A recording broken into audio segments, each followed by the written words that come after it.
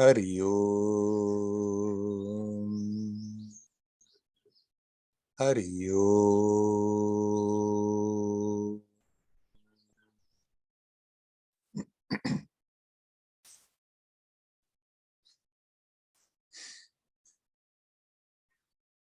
Hello, my friends.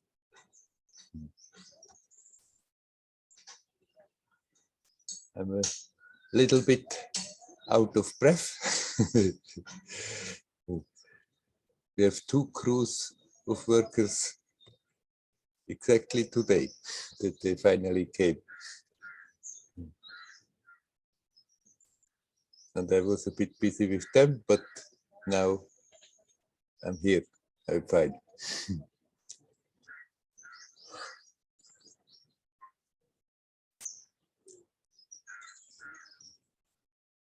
There is quite a pressure in the atmosphere. It's like on a subtle level, there is a struggle going on between something old and dark that doesn't want to let go and something new and very light and harmonious that is getting stronger. And we, all humans, are affected by that. It's there, both energies, very strong. And then, if we, in a moment, open up rather to darkness, it's always ready to come in very strongly. But the opposite also. If we open up to love, to light, to expansion and harmony, immediately we have a strong support. So it's very important that we are watchful now, that our mood is not going in the downward spiral, because if we do so, at that moment, immediately there comes a lot of energy that pushes us and pulls us for that. And I can see when I look around, people reacting tremendously about little things. But when the anger comes, when negativity comes, then suddenly it becomes strong and big overreactions are there.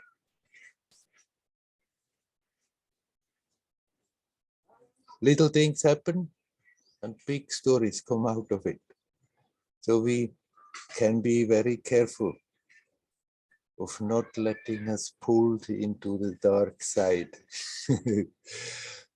At the same time, also have patience and empathy with people who do so. One sometimes may think it's just absolutely amazing what kind of reactions for little things are coming from people. But it's good to remember, okay, it's still their responsibility, which from moment to moment, which side one is opening up. But once that opening happens, it's, except if somebody is very conscious, it's then forces that they don't even know that support them to become worse entangled into destructive reactions, into destructive ways of functioning. So for oneself, it's good to remember to be alert. And when it comes, then rather step out of the way, if it's possible, and open up to love and harmony, light and expansion. And if we become aware, oh, got me, I said things that I shouldn't have said, I reacted completely out of proportion in a negative way, then once that awareness starts, then immediately start to detach from it. Instead of justifying and looking for arguments that to try that I am right, to try to convince ourselves and the others that I am right.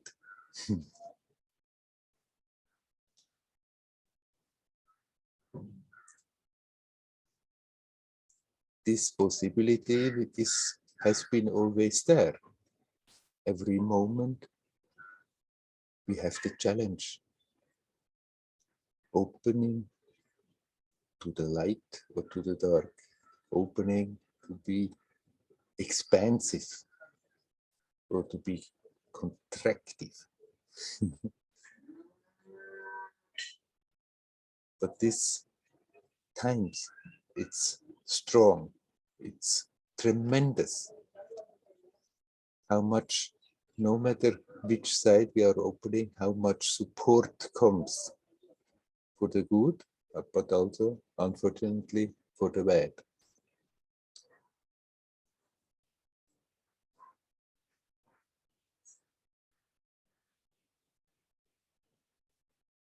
When we see people that are overwhelmed by negativity, rather than start to argue and tell them how wrong they are, rather to try to calm them, bring light in the situation, and give them a chance to let go of it.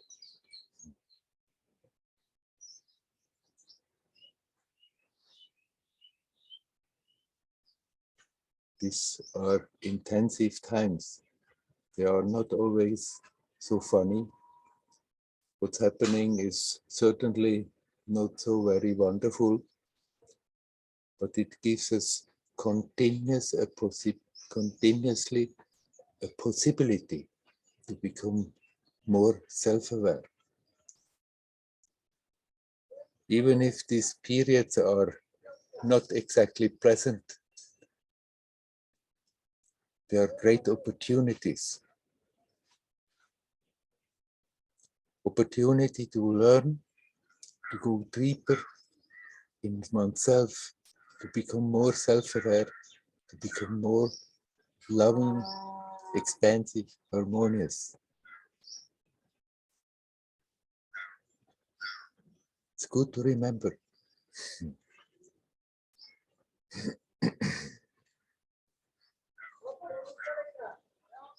And now I'm coming to a subject. Lalita wrote me, her mother, who has already Alzheimer, and then she had Corona, she was in the hospital, and then from there, they brought her to an old age home. And although there were certain aspects that were nice, there were certain aspects that were really absolutely not nice.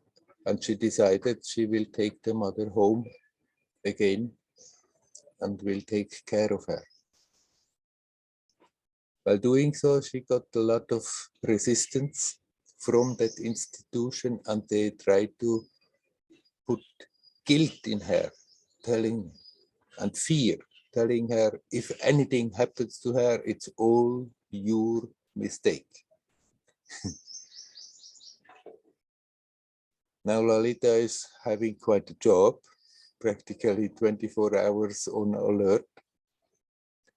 But then, because of the situation and how the people have reacted, she has also to deal with guilt and asks whether I can talk about guilt.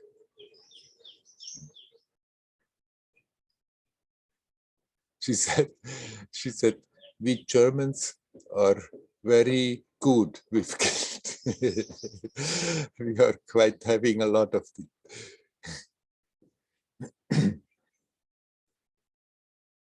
Guilt basically is not wrong as a momentary emotion, as a reminder that for a moment, if we do something, there comes that feeling of guilt, and we see, oh, okay, there maybe that was not so lucky what I did, and I can adjust the situation.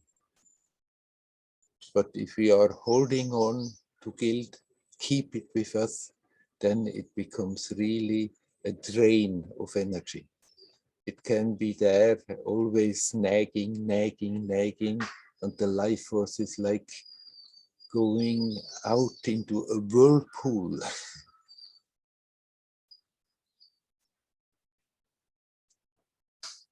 So much of our upbringing, in our conditioning, is based on guilt.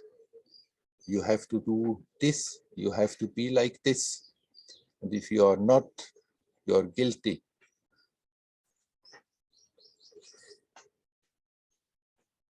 We can learn to see that feeling, that emotion, and then treat like every other emotion. If we can, just drop it. But if it's still there nagging, then let it come up from time to time very consciously. Consciously feel guilty in the present moment and see what it is doing to your experience right now. See what it is doing to you physically, how strained one is getting in the guilt. What kinds of tensions that are building up with guilt.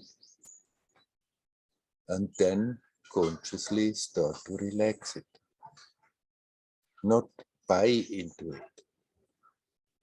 And especially in a situation like this that Lalita described, they tried to make her feel guilty because they felt this is not the right thing to do. And she felt it's the right thing to do. And then they tried to make her feel guilty. Of course, Lolita, your mother is old and has old Alzheimer's. It's possible that certainly she may also leave this world. Don't let them push guilt in you. Even if that is happening. And she can be with you, and there she has a loving presence to help her to close this chapter and shift over into a new state, in a new space. Then she is much better off than when she is in a cold place where people don't care much about her.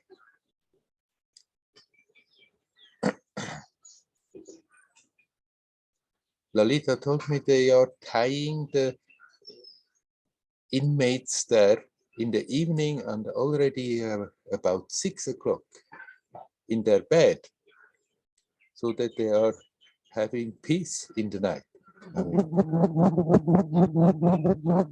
Even if something happens to your mother, Lalita, she's much better off if that loving companionship is there from you. Of course, it's a big task that you have taken upon yourself. And I wish you a lot of strength and divine grace to be capable to live up to it. But don't let them make you feel guilty. You did what you felt is the best for your mother and for yourself. And that is what counts. And even if because of all that the old habits and because of all what people may say, for moments the feeling comes, then recognize it. Ah, there it is again. If you can just drop it, drop it. If it's too strong, then you do it again. Don't fight it. Just let it come consciously. Feel consciously guilty.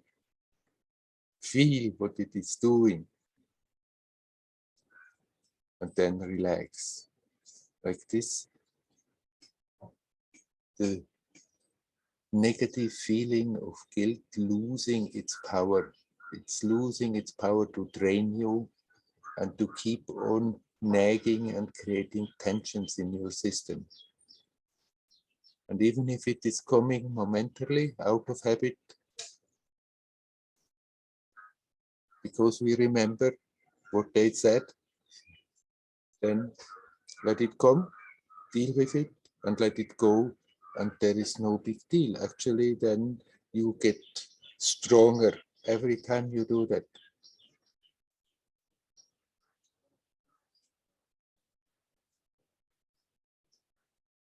It's not the momentary guilt that is draining, but that feeling of, oh, I'm not good, I did something wrong, that keeps on nagging, that is in the system. It's like it's really eating up our energy. And that you can avoid.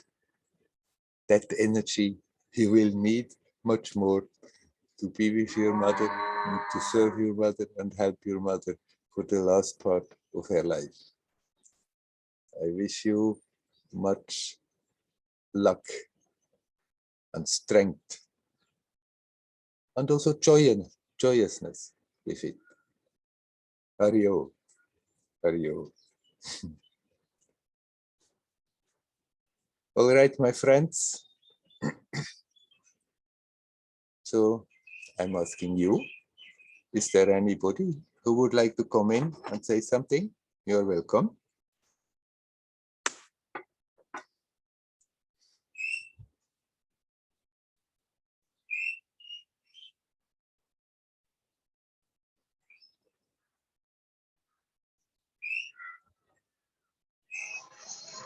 Hello.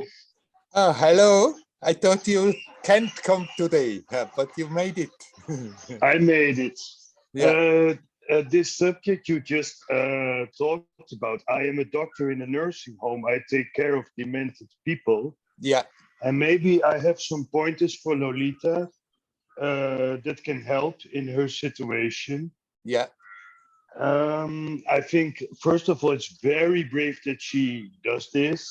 I can yes, imagine if they treat her mother like that, that is not a good place to be. yeah, In the Netherlands, we have advanced care for all the people in nursing homes. uh-huh. And there's legislation that says we have to put freedom first, Yeah, and then safety comes next. yeah, So if somebody wants to watch television until 3 o'clock at night, and they can. then they can.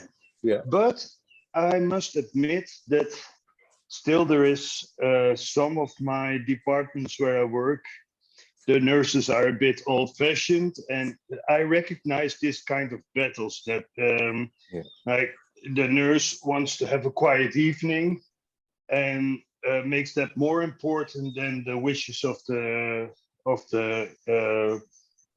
patient. So if a nursing home is really only like that, it's better to take someone out. But there are other nursing homes who have better policies and do a better job. yeah, So if her mother gets to a further stage of Alzheimer where the behavior can become very erratic and people can start to hallucinate and become very angry when you leave them alone for 5 minutes, it can become too much for one person to give that care. yeah, Of course, if you can find help in the home situation, like from a professional nurse or from friends or family, maybe you can arrange something so you can give that care in the home situation. But often I see that family tries to give that care, especially partners who have been with somebody for 50, 60 years. yeah, They try to do it until they are drained themselves. So it's that is also not good. You yeah, have to take care of yourself also, because you cannot take care of somebody with a brain disease like that if you are drained. yeah, right. So um, maybe it's good to already start looking for a better place where if the situation changes, you know you have an alternative. Yeah. And also very good to start looking for help. You cannot do this by yourself. You have to have help. Mm. And also very practically find a nurse who is really experienced with this and give you practical advice, like how to help somebody if they don't know how to put off their clothes. Yeah. You can do that in a trial and error way, but there are many tricks you can do. Yeah. And for example, this is only a simple trick, but if you give somebody a hand like this, they can squeeze you very hard. If a demented patient is angry, they can really hurt you. Mhm. But if you give a hand like this, Yeah. then they can squeeze, but they cannot hurt you. And this is only one trick. Yeah. But if you know these tricks, you can avoid situations where you get hurt and the patient gets frustrated more than should be. Mm. And also really think about how to plan the day for this patient, for your mother. You know, if you just go through the day like, okay, let's see what comes, then the brain that is already having problems structuring things and getting frustrated because there's so much forgetfulness, the memories are fading. Um, Structure will help to slow down the process. So also this kind of things, a nurse with a lot of experience can help to uh, make it better at home. I, I, so that is my biggest advice: get a professional that can help you to deal with the situation. Right. And I Right. wish Lolita a lot of strength and uh, really a lot of love. And uh, I hope it works out. And if she needs advice from a doctor in the Netherlands with 12 years experience with demented people, she can write me. That's very nice. And she can. She's also on Facebook. She can contact you on Facebook. Huh? That's right. Yes, no problem. Right. Very good. Okay, That's that's nice. it. You didn't want to ask anything for yourself right now. Well, Mike, I had a question before this satsang, but it's not related to the subject guilt. It's more, I do self-inquiry for several years now. Yeah. I read some material from Ramana and I had a good teacher. Yeah. And still I am feeling like, am I doing it the right way? Ah, right. But I'm not sure if that's a question that fits into the subject of this day. Well, we don't have a particular subject of the day. So, yeah. So what I usually do, I practice a lot in my car because I have to drive like 6 hours a week to my job and back. Yeah. So that's time I can use. Also, I do this at home, but I first become aware of the situation, of my senses, of vision, of smell, like all the five senses, Okay. maybe six.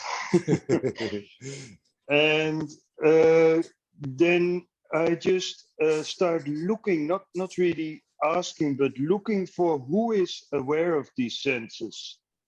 And that already brings in a lot of quiet and it calms down my mind. Right. And then at a certain point, I allow to start thinking about something, and then I look at the thoughts coming in, and I start looking for where do these thoughts come from, and who are they addressed to? and I ask myself, who am I? Yeah. And repeating this makes my mind more and more quiet, and brings in more silence and peace. Yeah. But Ramana was also talking about where does the I come from, and find the source, and that I still find confusing. Yeah. Right. And maybe you could elaborate a bit on that. Yeah. Just a little question. You are doing all this while you are driving. Yes. Also at home, but yes. Yeah. And it is really what is amazing. If I have a day where I don't feel like it and I just drive, I get angry with people. Yeah. I experience a lot of stress, and with even more traffic and more not very social drivers around me, if I do this, I'm completely unaware of negativity. Oh, nice. Great. So, where is the source of the I? I mean, it's a way of talking about something. Then people have the tendency to look for a place. Where is the I coming from? There is no such place. It's just that state which is prior to thinking. So it's basically that sense of presence I'm always talking about. When you, through the inquiry, the who am I, your mind is calming down, and the question is not a question that ever has an answer. It's just one very efficient way to grab our attention that is usually locked in our thoughts, in our emotions, in our perceptions, and bringing that back to the source, to that which makes the experience possible. And telling the look where the I is coming from is not an advice to try to find a place, but to come back to that sense of presence and relax in that. So you asked in the beginning whether you are doing it right. If it works, you are doing it right. You know, it's not that you can do self-inquiry in one way that is right and the other ways they are wrong. Everybody finds a bit their own flavor that works best for them. You can also, with the question, who am I? And it's really getting quieter, then maybe not even more use the question and just stay with that sense, I am. I am. And if thoughts come, you use the question again. But who is thinking? I.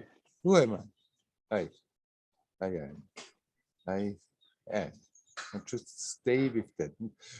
The thought may be there a few times, I am, but then you shift to that which immediately when you say I am, your attention is touching something basic, something that is always there and most of the time we are overlooking. And the question brings you back to that, and staying then with that sense, you may continue use the question, or you may just come to simply I am, I am, and relax. What I find very beautiful, you are now connecting Srini Zakadatta to Ramana. Right. Stay with the I am, true who am I? Right, right. Because that was also something I was uncertain about. Like, I think Srini Zakadatta meant exactly the same as Ramana, Right, right. but they use different no, it's not a different technique, but the question is different. Stay with the spot feeling of I am, Yeah. or asking yourself, who am I? Right, and the two are not different. It's two aspects of the same movement. And you can start with the question and then sort of just stay with the I am. And then I think what keeps my mind a bit agitated is that still I am looking for a permanent solution, like an awakening or an Yes, enlightenment. yes, And I know that looking for an enlightenment is just an ego thing, it's just a mind thing. But why am I doing the self inquiry? Not just for this peace and quiet, also to find like a permanent happiness. right. And since that is not realized in my life, to be honest, I find the mind still barging in. Yes, you're not completely doing it right because there's no enlightenment. Yeah, but what you call that enlightenment, whatever that is not something that you can do.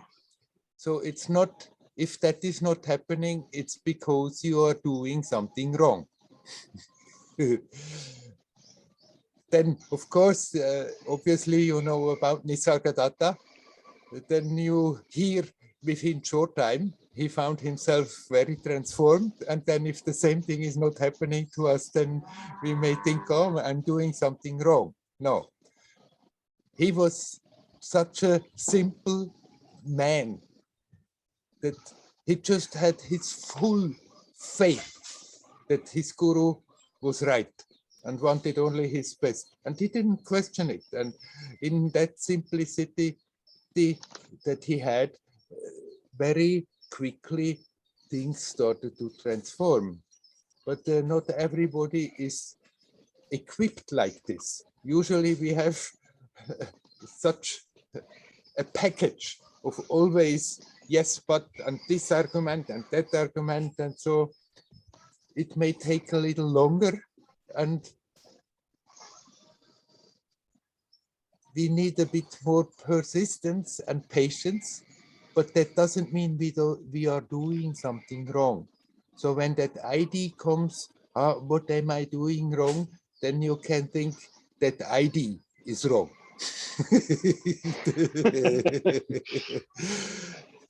if you experience, as you said, with your practice, you experience an increasing peace, you can be sure you are going in the good direction. And then just have patience and perseverance. That's all we can do. Basically, with the practice, that we help to come to that base, to that sense of presence, and that's how far we can contribute something, and from there we just can be open and not do anything more, and things will start to happen eventually. But that doesn't lay in your hands. You can't do it, but we can do a lot to prevent it, and the practice is helping us to learn not to prevent it. Thank you. You are welcome. Shall we leave it at that for today?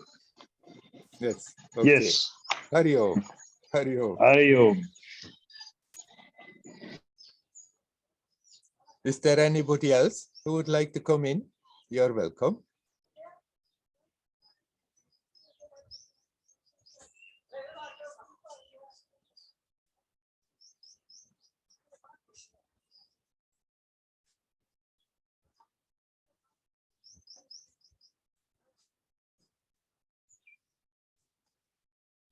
What I just said to our friend Niels is a thing that is good to remember.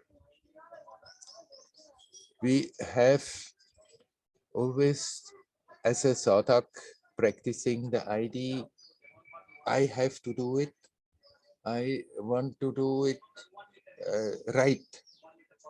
But the thing is, we cannot really do what we want to do.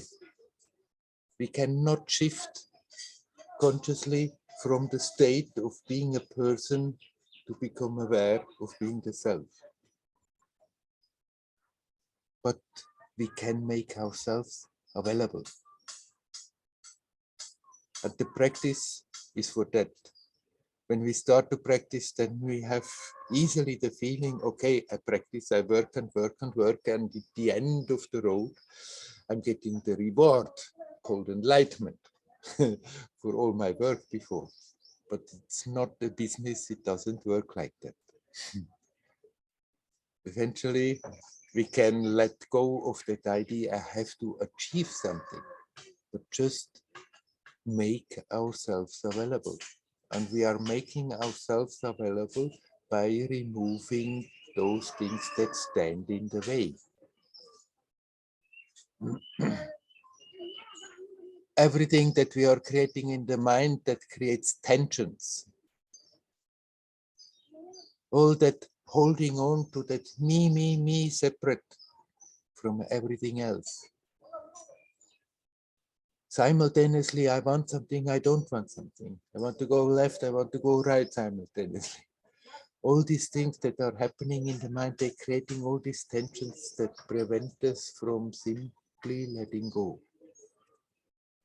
And practice actually is not a path of achieving more and more and more, but a path of getting rid of what is unnecessary, of what we are doing to ourselves that is not necessary, not wholesome, that prevents us from being our natural self. That much we can do. Become aware what we are doing all the time and learn not to do that anymore. And then we make ourselves available. That's all we can do. And from there, trying, from being at ease, at peace and conscious, trying to somehow do something to transcend is futile. I mean, one can do all kinds of practices to attain some kind of vision, attain some kind of experience, attain some kind of power, but we cannot do anything to become the self. You are the self, here and now. And we can bring the attention back to that first expression, that pure consciousness, that pure love, that pure energy, as good as we can. And that is making ourselves available. That far we can do something, but not beyond that. And then if the idea comes in, but something should happen, maybe I'm doing it wrong, then we can see that idea is again something that is creating an obstacle. See the idea, not take it serious, and let it go. And then just be. What we can do in that peaceful state is to remain alert, that we are not slowly shutting down and starting to dream away, because it can become quite pleasant to be in a relatively peaceful state and then one starts to dream away. So keep that alertness. And to bring the attention back to that alertness, we can use whatever we are using before. If one is doing self-inquiry, can ask the question again. But who is drifting? Who am I? I am. Or simply come back to being aware of the breath. Or simply, as a devotee, connect with the divine consciousness. Something or other, just to keep that alertness in that peacefulness, and that's all we can do. From there, it happens not from a personal, willful attempt, definitely not. Just when I started to talk again, I saw one camera opening. Hello, Andreas. Hello. Sometimes, most of the times, I practice awareness of the breath, but sometimes I do like Nisargadatas, I am that, and that usually opens up it opens up somehow, and like this usually is happening after like 40 minutes of meditation. Yeah. But 5 or 10 minutes later, the first pains start, like some parts of my body hurt. Yeah. And it's like on one side there's the opening, and on the other side there are these little pains that say like, oh, you should end the meditation. And I mean, there's I think my ego too that has a problem with the opening. So it's like how to deal with the pains. Yeah. It's not a big pain, but it's uncomfortable, and that takes me out, like makes a motivation to stop the meditation. Yeah. Well, if you basically had the intention to meditate longer, then you can use those pains again as a starting point of observation. Okay, there is the pain, so let it be there. Instead of thinking I have to take action, I'm not saying you should start to torture yourself and sit it out no matter how painful it is. But you said there are basically little pains, and there you can play a little bit with the situation that, okay, it's paining a bit, but I'm not doing anything about it. Let's see what happens. Just relax in the pain. And then after some time, actually, it's possible that the pain disappears again. Or if it's getting too strong, then you don't have to force yourself to sit it out and sit it out.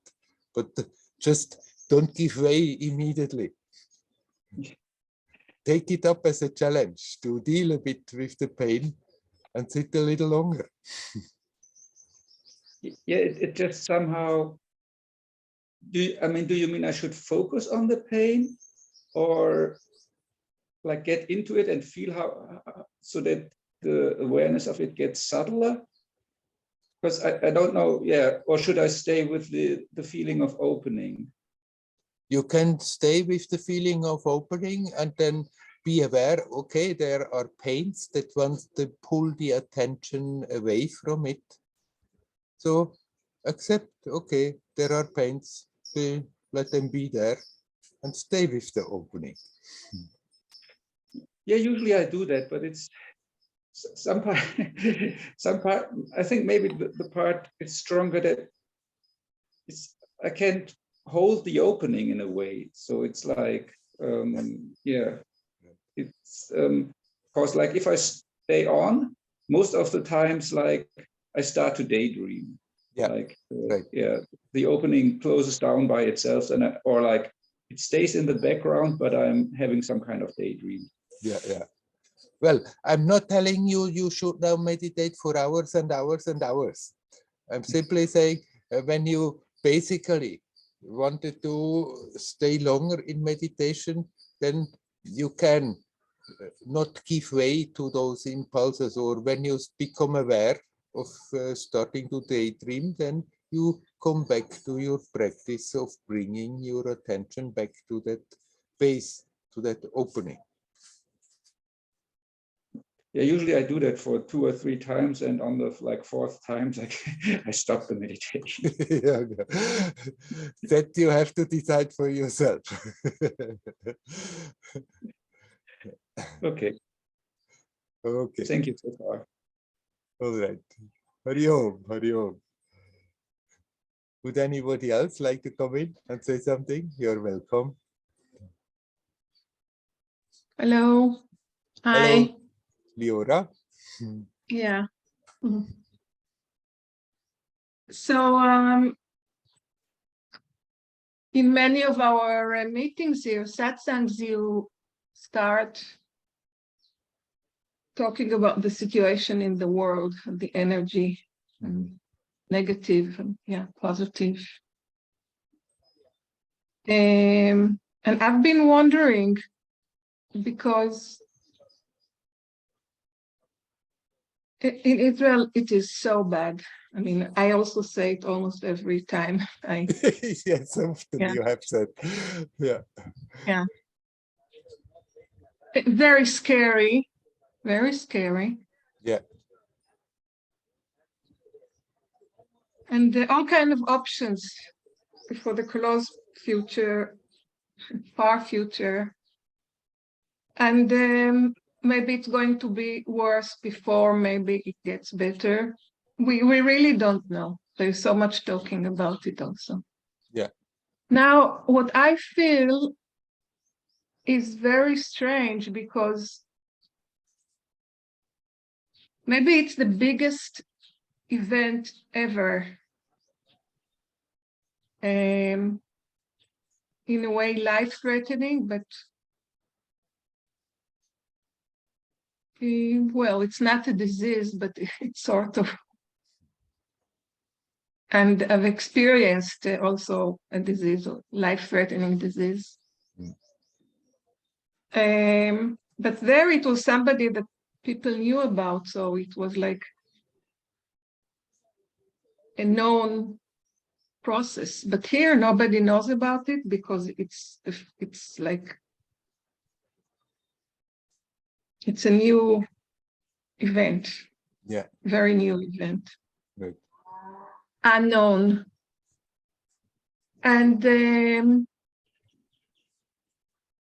I feel I'm really growing now, like spiritually.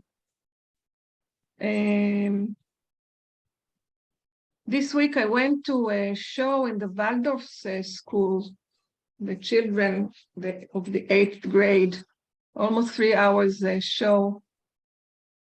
And it was like a magic for me, which stayed with me for the next day also. And I really experienced the next day that I was like in a magic state of being.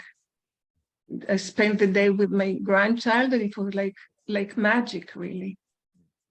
But altogether, I feel strong as I never was before, emotionally. And I know I have been practicing and all that, but I wonder about the connection between such difficult events and the spiritual growth. Like there have been people in the world that I often think about Etty Hillsong in the Holocaust, on many other people like Primo Levi, and I'm sure there are people I don't know about. Yeah. So what can you say about the connection between life events like we're going through specifically in Israel, but also you describe a whole situation in the world and spiritual growth, Right. which just to say that I don't really like the definition, as I say, spiritual growth, but I don't know how else to describe it in 2 words rather than going into the whole story of how I feel. Somehow or other, we have to use words, huh? Yeah. Well, you are touching the subject I have been talking about at the beginning. It's not easy in such a situation, in such a period.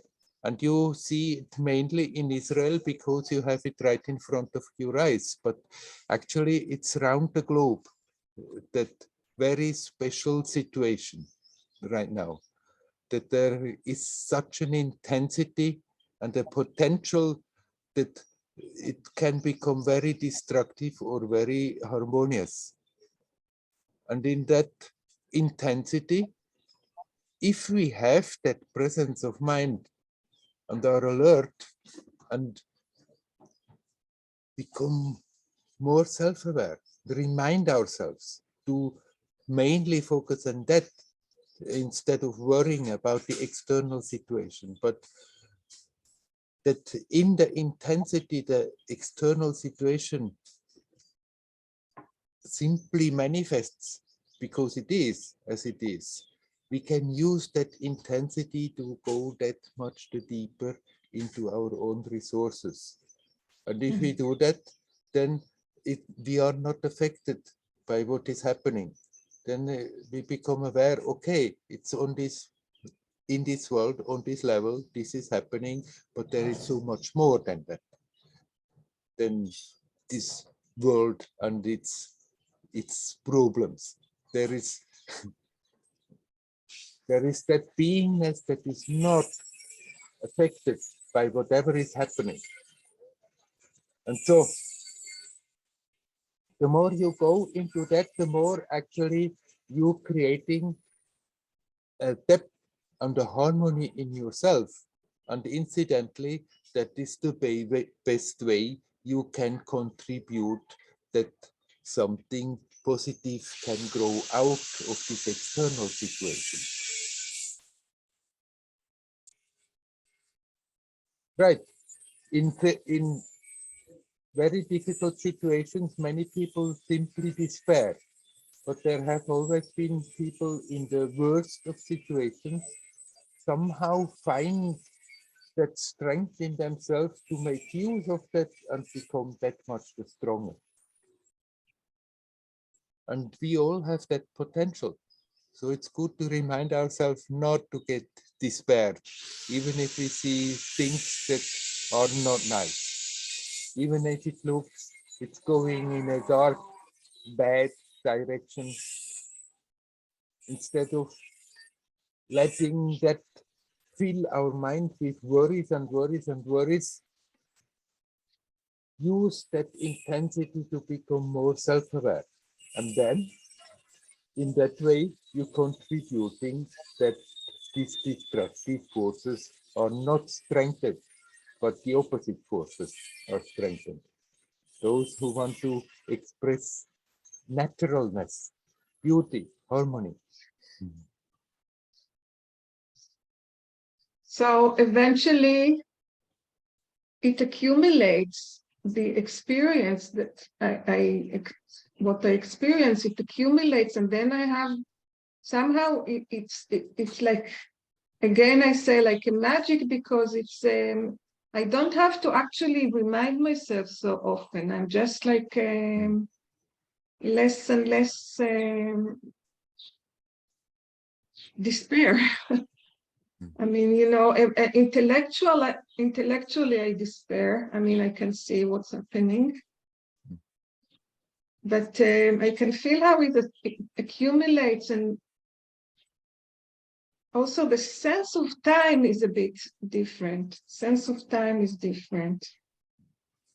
I don't know how to describe it. I just know that it's different. So what you said about intensity probably is one of the keys to how to shift how to use actually negativity, I would say, how we can somehow Right. Turn it the other way. Well, the first step is definitely to detach. When we see the negativity, it wants to overwhelm us, then to detach from that movement. Basically, if we detach from that, we have already done the job, because then you come back to something that is not affected by that negativity, and that already is radiating all by itself. Once you are really settled in that, then you may do a step on top, that you consciously start to transform negativity into something beautiful. But one shouldn't try too much to do that, but it's first learn to be detached, that it's not affecting you. And then on top of that, one can devise one's own means to really absorb negativity, consciously transform it and radiate it as pure light. Yeah. Thank you, Werner. You're welcome. Yeah, it's beautiful. Is there anybody else who would like to come in? You're welcome. Hello, Werner. Hello, Dial. Have you finished your 20 days again?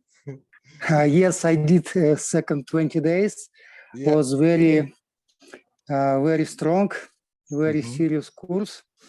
And I was more successful than first time. So I was more kind of understand how to work. So, but still it was looking it's very long, I count in days, but it was very successful. I understand if I know what to do, what I am come for, and doing it, and have some success, then it's very easy, then no problem.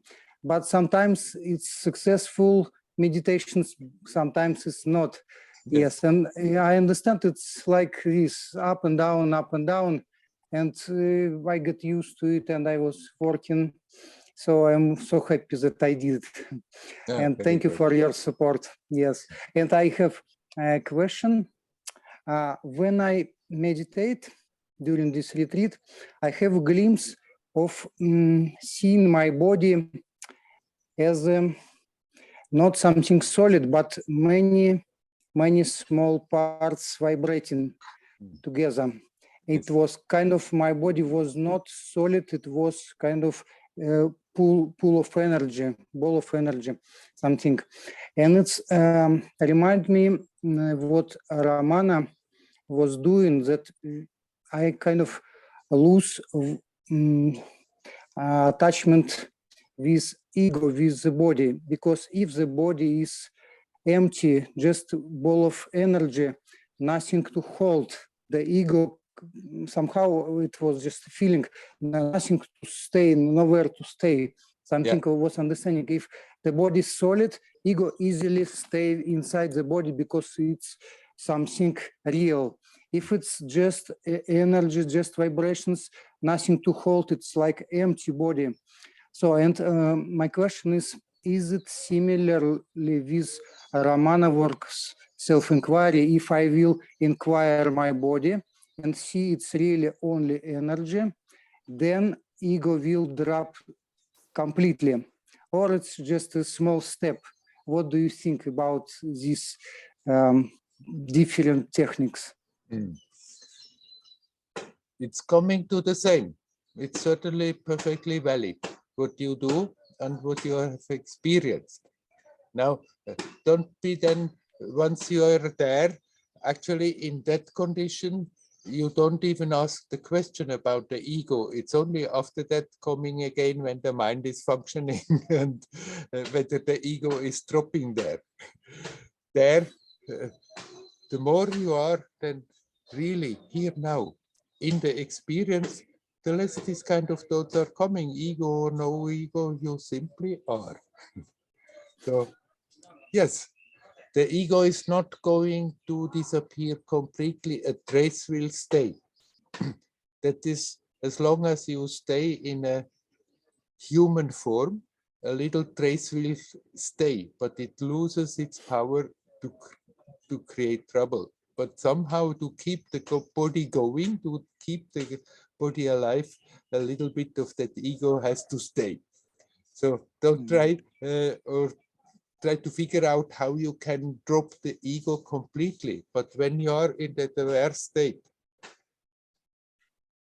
and then it doesn't matter whether you call it awareness or energy, then just be there, fully alert, and relax in that. And then not disturb it by asking questions, but is the ego going? Yes, of course, because the ego is just the habit of identifying ourselves with the body and the role it's playing in the world. It doesn't have any substance except that it is a strong tendency out of repetition. And in that moment, you are not strengthening that habit of identifying. So yes, of course, the ego is getting looser there. Yes, I see it. Somehow for me it works. So I will inquire my body more. And there was talking about Buddhist philosophy as well. And it's just theory for me. Yeah? But they was talking about different state of samadhi, jhanas, a very deep state of when the person really going deeper. And Goenka said there's two types of jhanas. One jhanas who, if person get such state, he will go after drop the body, he will go to to heaven, special plans where is very beautiful life, very long life, but they not going out of circle of samsara. After many years, they will come back, and the wheel of births and death will continue. And there is another type of jhanas, which is really destroy this identification. I would say so. I'm not sure. And he was talking that if you really dissolve your body, if you really see in subtle level energy appearing and disappearing, the parts of the body or energy just bubbling. So this kind of jhana will lead you out of circle of samsara. Could you comment anything about this?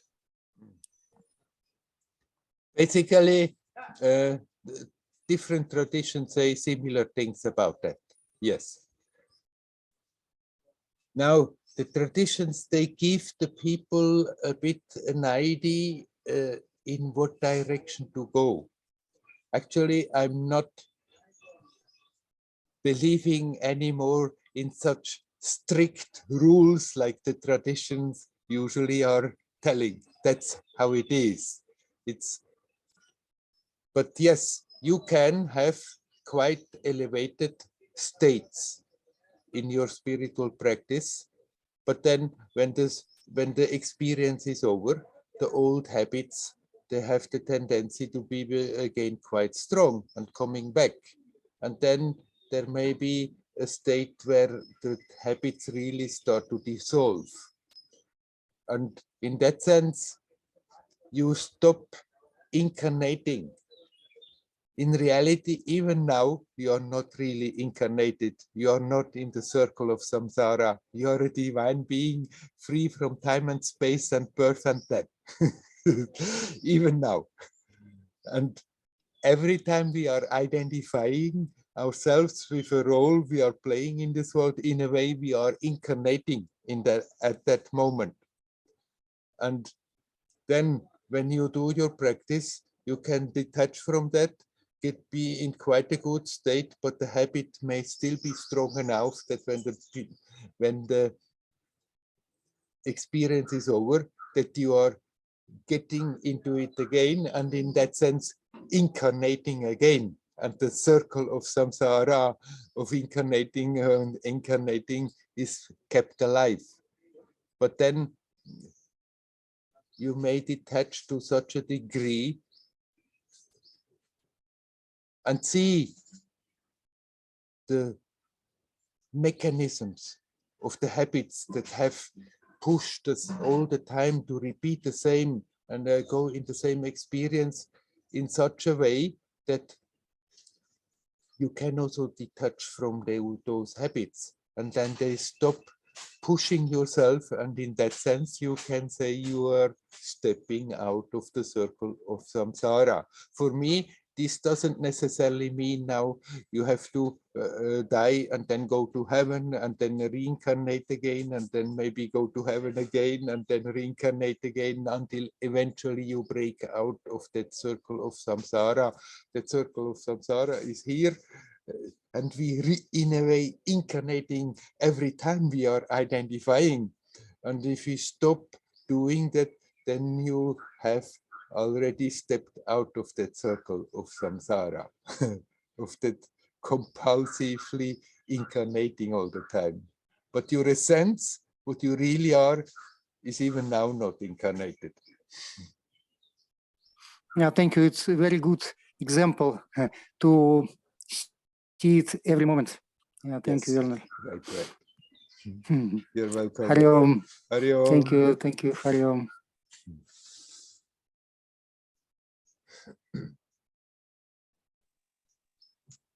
Hi. Andreas is back. Hello. Hi. Can you explain the connection or like between these elevated states and enlightenment?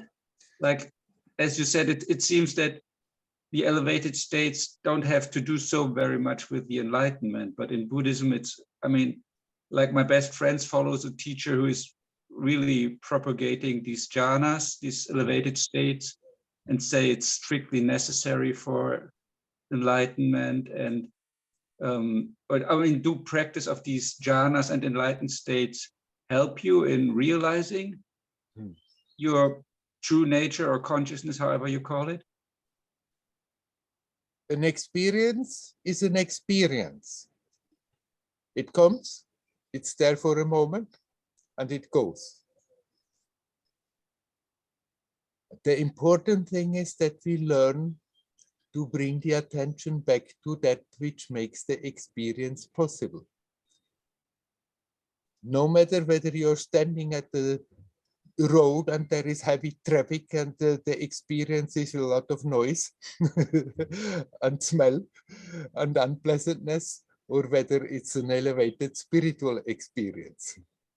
But certain experiences are purifying, because then the very fact that you experience something else, something free of tensions, free of the pains that come along with all the little identifications with our old habitual behaviors, then that does something very profound, that we are longing to be free of it.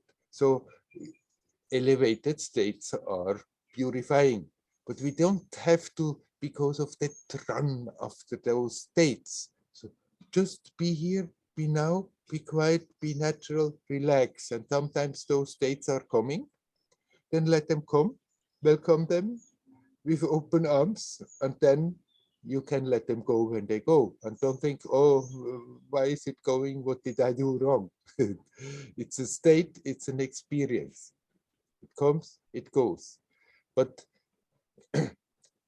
I'm not saying we should run after those experiences. I know there are schools that they say you have to go to the subtler and the higher experience. And certainly somebody who practices like this and does that faithfully through struggling to get into those experiences, slowly, that purification is happening. Now, even a moment, you bring your attention to the present and relax, even that moment is purifying. And if you remind yourself to do so again and again, and start to do it very naturally, often, without effort, then every time, even if it's little moments, they are purifying. And then somebody who does that may spontaneously have all kinds of those higher jhanas, these higher experiences, or very little of it, but still that purification is happening. It's not wrong what the teacher says, but it's not the only way.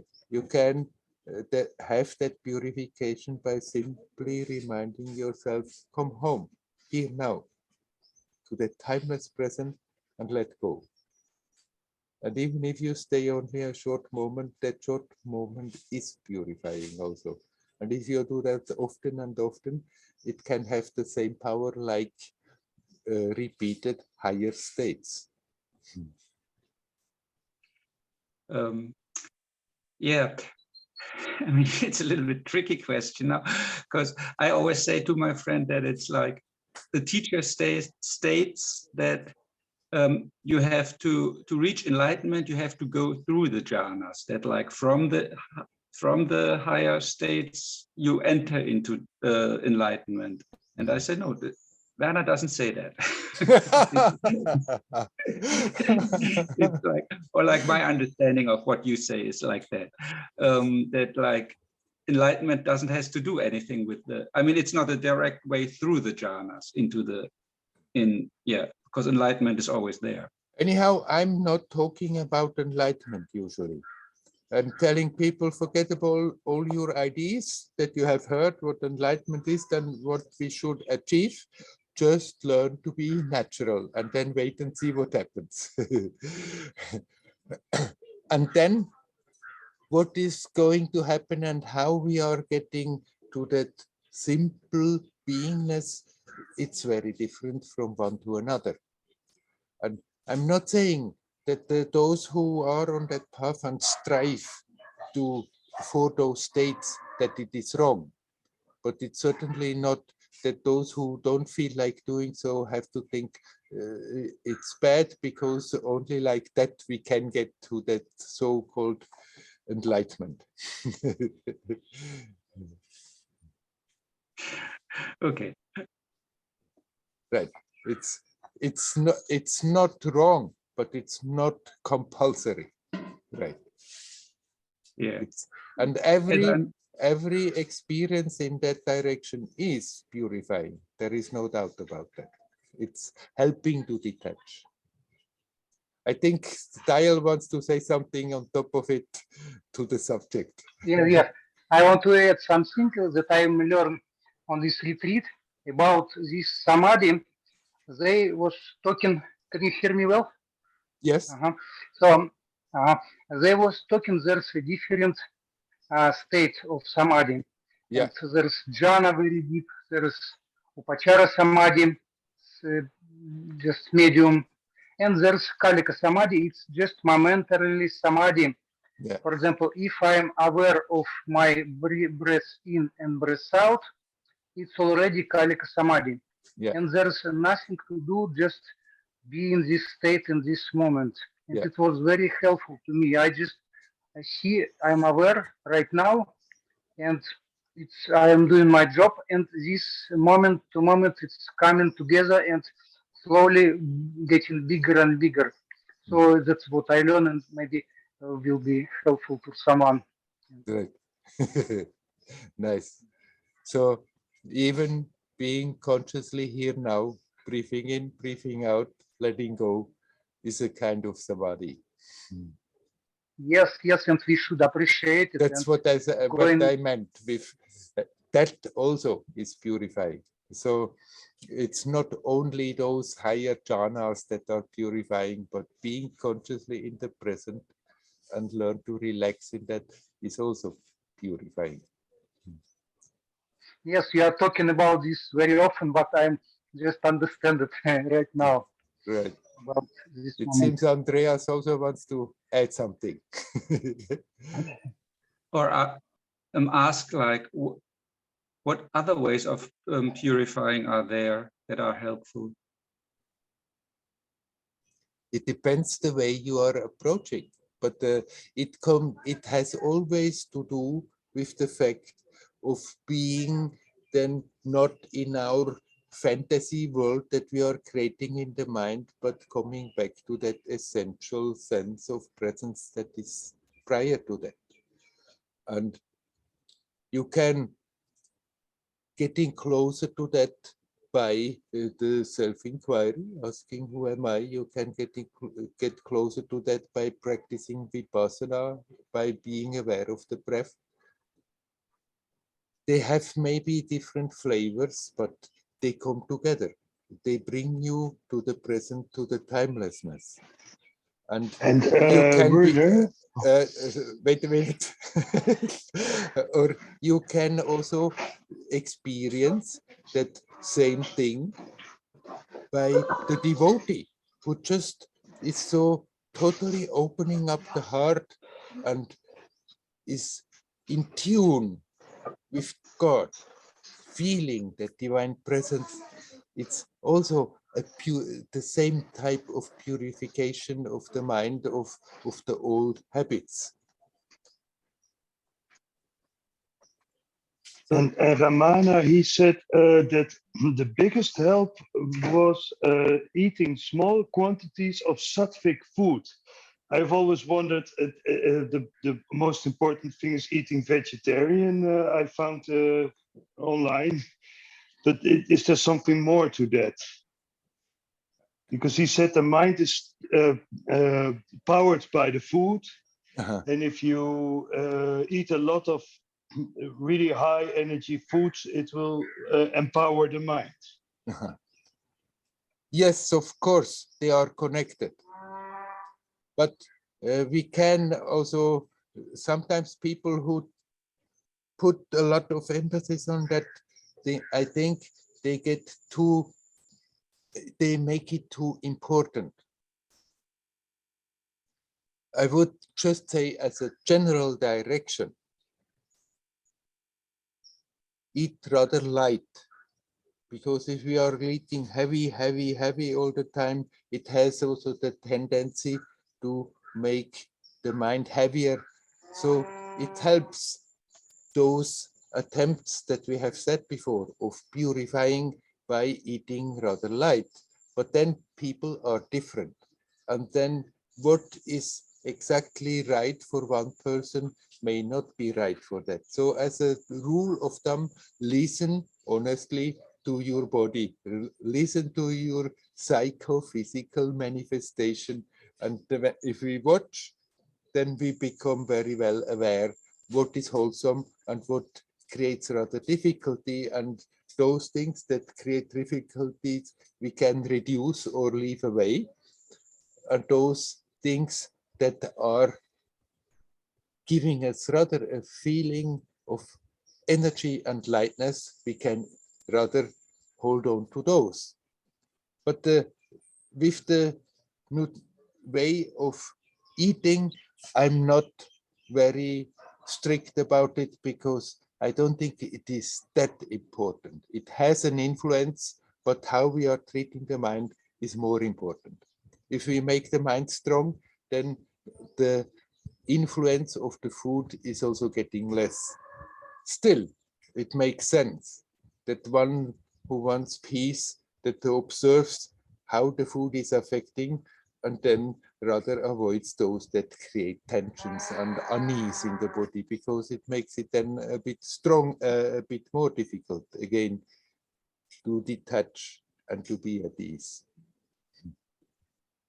So, I mean, Ramana's advice, eat little quantities of sattvic food, is quite broad. You can have different ideas. What does it mean, little quantities, and what is the sattvic food? There are all kinds of sattvic foods, and each one has to find out for themselves what is the best, what helps best.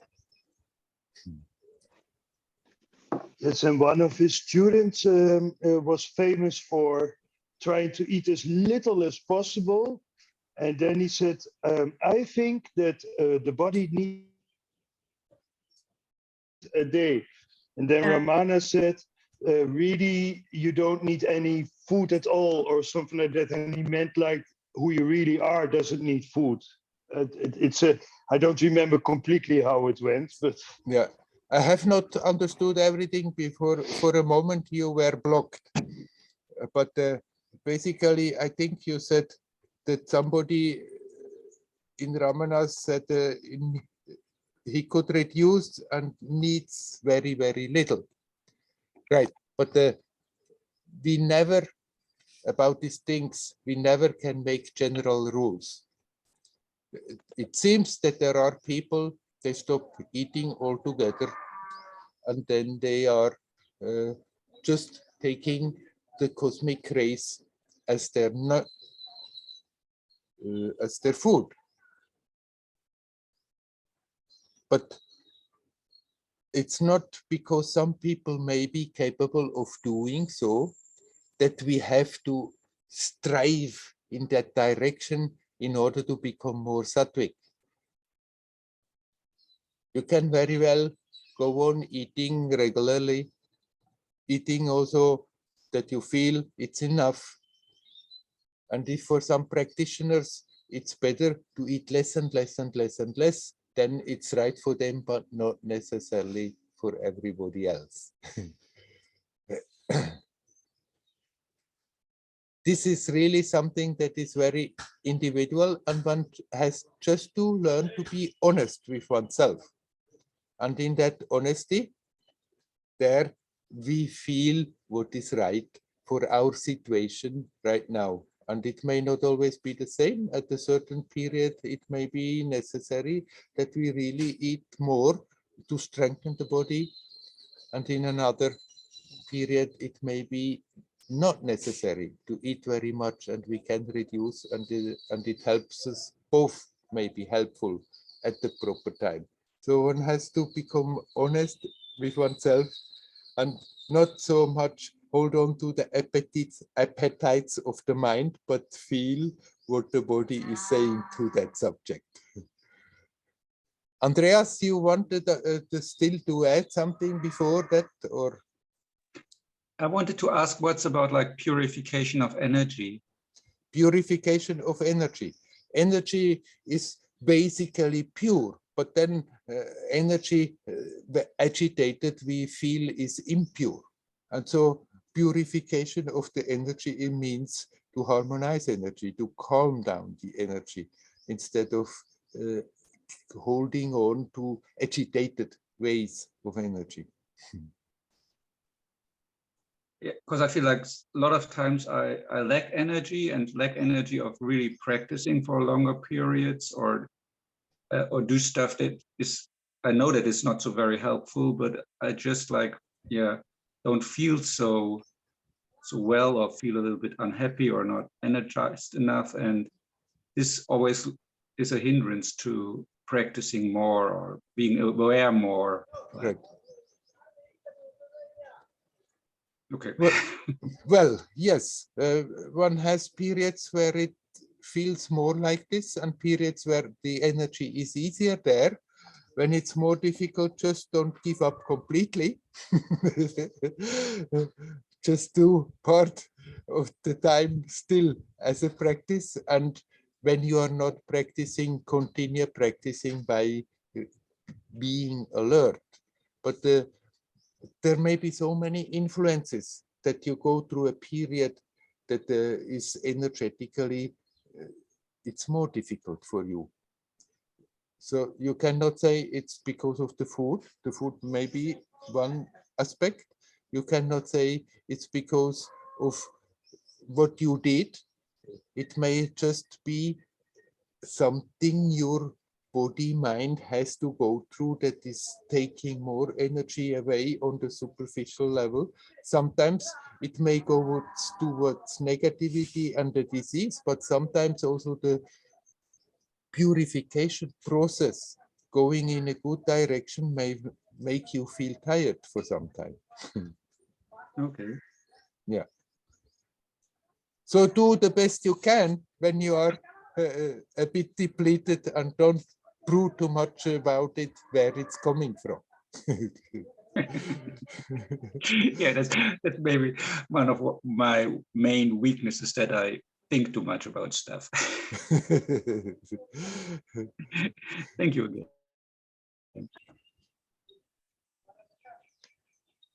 If somebody likes, we can take a little more time.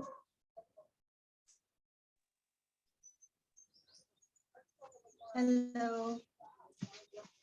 Hello? Can you hear me? Yes. Yes, Hazel. Hello, Hazel. Hello. It's a little related to what Andreas was saying. But sometimes I wake up and I'm so motivated and it's so clear, and my entire ego is in support of, okay, I'm going to be conscious of everything that arises today. And then, there's so much strength and light. And then the next day, it's totally the opposite. It's like a monster came through me in a sleep, and it's just like in such resistance and like such disinterest in being conscious. And it's good, I can see it. I'm like, okay, it's going to be one of those days again. It just feels like so back and forth sometimes. Yeah. And it's just the unconscious currents, can be quite strong. So yeah, I'm just wondering, like, does it get easier in time? It's nature that we're Oops. consistency, ability, doing. Hazel, you are breaking up. I couldn't hear the second part of it. It made so, but I will talk about the first part. somehow your connection seems, the computer told me also, Hazel's network's bandwidth is low. So anyhow, if after that I can hear you better, maybe you can say more about it. But right, this is happening when you are on the way, that you have a day, maybe you have a period, you feel everything flows so freely, and you are full of enthusiasm to go about it. And then there may be days and there may be periods where it just doesn't come so easy. And that may have different reasons. It can be because of a cosmic constellation. It can be because you are going deeper in your subconscious, and then from there a lot of old stuff comes up that is draining you, and that pushes you rather into a negative direction. So what can we do about it? Basically, you cannot choose. Otherwise, we would choose that it's always easy. When it's coming, that it's not so easy, don't get disheartened and think you did something wrong. It just happens like this. So we would like, of course, as a practitioner, that we had a nice curve that is going like this, but what is really happening is usually a bit like that. If you would see an average, you still would have that curve, but when you are like after a peak in a downward swing, then it doesn't look like that. You asked in the beginning, when I still could understand what you're saying, is it getting easier? The tendency is it's getting easier. Then still it may happen that you have a period where it's difficult, but those things come less and go less deep down. Gradually, the tendency is getting easier, but still, that's not a guarantee that it's not happening. Sometimes it will happen. It may be less and less, that it is so quickly changing, one day like this, one day like that, one day like this, one day like that. But as long as we are working on it, then it is like this, that sometimes you have it like surf, that it comes all by itself, and it feels so wonderful.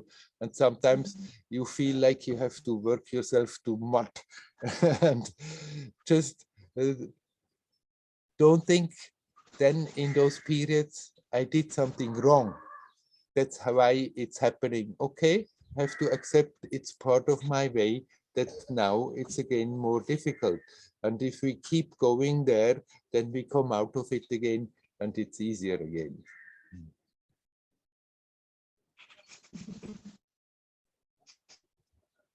I don't know whether you are trying to say something, Hazel, but I cannot hear you.